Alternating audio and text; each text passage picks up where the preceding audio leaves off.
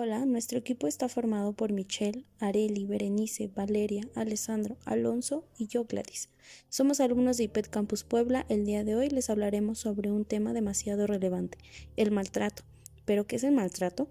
Se define como todo acto u omisión, como consecuencia del cual hay un daño o riesgo de daño para la salud o el bienestar de la persona. Los síntomas más comunes cuando una persona sufre maltrato son el aislamiento, la baja autoestima, escasa comunicación y la sensación de culpa o vergüenza. Según la OMS, el 30% de las mujeres de América Latina han vivido algún tipo de violencia. Algunos tipos de maltrato que vamos a conocer son maltrato psicológico, físico, hacia el hombre y la mujer e infantil. Así que comencemos. Maltrato psicológico. El maltrato psicológico es un tipo de violencia emocional, puede ser entre familiares como padres a hijos o en pareja. Se caracteriza porque el agresor insulta, manipula, te aleja de tus seres queridos o te critica constantemente. Decide sobre tu aspecto personal, como por ejemplo elegir la manera en la que te vistes, y puede incluso romper tus objetos como tu celular para evitar que tengas cualquier tipo de contacto. La víctima se empieza a ocultar, se aísla de todo y de todos y siente que ha perdido el control de su vida. Se vuelve emocionalmente dependiente del agresor hasta llegar al punto de tener pensamientos suicidas o incluso puede llegar a hacerlo. Es importante saber pedir ayuda, de lo contrario el agresor también puede acabar con tu vida. El maltrato físico es un tipo de abuso en el que se inflige daño físico a otra persona. Puede incluir golpes, bofetadas, pellizcos, patadas, quemaduras, estrangulamiento u otras formas de agresión física.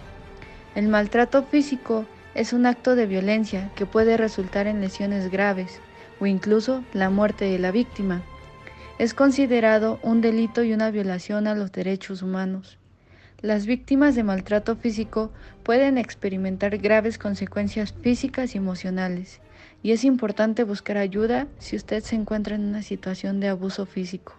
El maltrato infantil tiene muchos efectos, entre ellos son las lesiones físicas que te pueden llegar a la muerte, baja autoestima, sentimientos de abandono o soledad, que se crean mentalidades conflictivas, así generando más violencia. Les pueden producir problemas de angustia y ansiedad, depresivos que pueden llevarlos a las drogadicciones y trastornos de identidad. La violencia contra las mujeres es un acto sexista que produce cualquier tipo de daño físico, psicológico o emocional, y se traduce en el maltrato verbal o físico en cualquier contexto. Todos surgen de la discriminación y terminan en la violencia física, la opresión y hasta la muerte. La violencia contra la mujer, especialmente la ejercida por su pareja, y la violencia sexual constituye un grave problema de salud pública y una violación de los derechos humanos de las mujeres. Los hombres maltratados sí existen, y una principal forma de maltrato a la que se ve sometido el hombre es el maltrato verbal, emocional o psicológico. Se trata de una forma de violencia en la que no existe contacto físico, pero las secuelas pueden ser incluso más duraderas que las de la violencia física. Son muchas las formas de maltrato psicológico a las que se puede ver sometido el hombre, tales como ser aislado de su familia y amigos, ser apartado o desvalorado frente a sus hijos, con el fin de mantener el control sobre la otra persona. Las personas con discapacidad suelen ser víctimas de maltrato como ninguna otra minoría de la sociedad. Las personas que padecen alguna discapacidad merecen especial cuidado y protección de nuestra parte.